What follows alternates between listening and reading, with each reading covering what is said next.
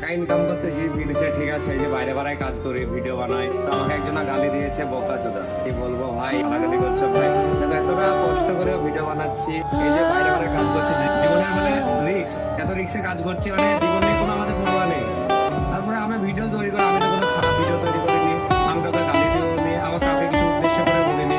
দেখো তোমার ভিডিওতে না ভালো লাগে দেখো না, আমার ভিডিও স্কিপ করে দিতে পারো। দেখো আমি এই যে এইখানে কাজ করছি বাইরে বাইরে, আজকের শোনাবো আমার সব শেষ। তোমাদের একটা প্রবাসী ভাইয়ের গল্প। ছেলেটার নাম না বললেও অনেকেই তাকে চেনে, তার ফেসবুক পেজের নাম ফাজুল দেওয়ান। সেটা তোমাদের সঙ্গে শেয়ার করি, আর আমরা কোন রুমে থাকি সেটাও তোমাদের সঙ্গে শেয়ার করব। মাটিতে রাজমিস্ত্রি কাজ করে, এখন সময় প্রায় 9:30 থেকে 10:30। বিল্ডিংয়ের চূড়ায় টিফিন টাইম হচ্ছে 9টা, কিন্তু সবাই খেয়ে চলে গিয়েছে। আমরা জীবনকে বাজি রেখে কাজ করে আমাদের পিছনে এখন অনেকজন বাকি আছে টিফিন করতে।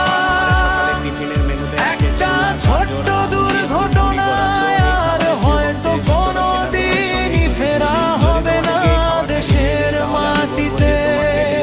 একটা ভুলভাল, একটা ছোট্ট দুর্ঘটনায় আর হয়তো কোনোদিনই ফেরা হবে না দেশের মাটিতে। এটাকেও আমাদেরকে আজকে করতে হবে। আর তোমরা আজকে আমাকে একটু ক্ষমা করে দিও, কারণ আমি কাজ করা ভিডিও একটাও করতে পারিনি, কারণ কাজের প্রচুর চাপ। তারপর কাজ করা ভিডিও না করে আমাদের যে কাজটুকু বাকি ছিল সেই কাজটুকু কমপ্লিট করে নিয়ে, আর এখন সময় প্রায় 4:30। আমরা কাজে লেগেছি কাজ 5টার করে। সময়, তবে আমরা 9:30টার সময় যে খাবারটা খেয়েছি সেইটা আমার শেষ দেশে খাওয়া, তার এখন মা আমরা খেতে বাবা যাইনি, কারণ আমাদের এই অপেক্ষা কাজটা করে কমপ্লিট আছে। করার পরে খেতে যাবো তারা এবং ছুটি করে চলে স্বপ্ন যাবো। তো দেখে তারপর আমাদের সব একদিন কাজগুলো দেখে তাদের নিচ্ছি, আমাদের ছেলে কাজগুলো ঠিকঠাকভাবে হয়ে ঘরে আছে কিনা, ফিরবে। এগুলো আবার ইঞ্জিনিয়ারে কিন্তু এসে চেক দুঃখের করবে। বিষয় আমাদের সমাজে কিছু চরিত্রহীন মানুষ আছে যারা তার কষ্ট দেখে না, তার সংগ্রাম দেখে না, শুধু কমেন্ট বক্সে গিয়ে গালাগালি করে।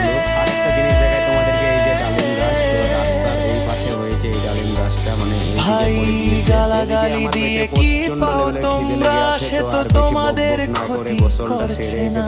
খাবার খেয়ে নি দেখি কি সব সে শুধু নিজের জীবনটা নতুন করে গড়ার চেষ্টা করছে।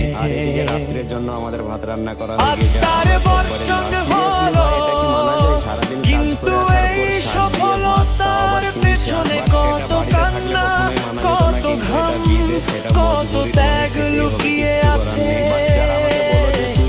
সেটা কেউ দেখে তাদেরকে না। বলছি ভাই দেখো সব জায়গায় এক হই না। আমার অর্ধেক ভাত খাওয়ার পর একটা জিনিসের দেখা পাই, সেটা হলো মরিচের গুঁড়ো। এই যে তাহলে বুঝতে পারছো যে এই খাবারে কিরকম টেস্ট, এতটা পরিমাণে যে পেটে খিদা লেগে আছে তারপরেও ভাত গলা দিয়ে যাচ্ছে না, তাহলে বুঝতে পারছো যে এই সবজির কিরকম টেস্ট। এটা তো আর পারি না যে সবজি ভালো হয়নি, মা একটা ডিম ভেজে দাও, যে ডিম ভেজে দেবে, এটা বিদেশ কেউ কারণ তুমি নয়। এগিয়ে বিদেশে যাও যদি তোমার ভাত খেয়ে না পেট ভরে, তাহলে তোমাকে পানি খেয়ে পেট ভরাতে হবে। দিনের পর দিন, মাসের পর মাস, আমরা বছরের পর সবাই বছর এরকম করে তোমার কষ্ট সহ্য পাশে করে যাচ্ছে আছি। বিদেশে থাকা ছেলেরা শুধু পরিবারের জন্য। আর কোরাস আমরা কোথায় থাকি? তো ওই যে প্রবাসের পর্বতের আকাশে বলগুলো ঝুলে দেখছো, আছে হাজার জীবন।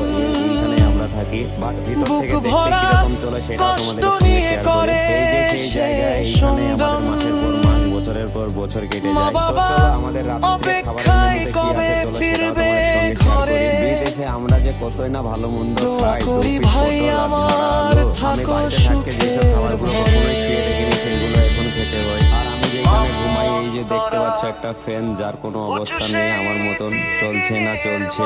আর গরমের কথা বললে বুঝতে পারবে না যে এত পরিমাণে গরম এখানে। তো যাই হোক, আর বেশি ব্লগটা বড় করলাম না, তো এখানে শেষ করলাম।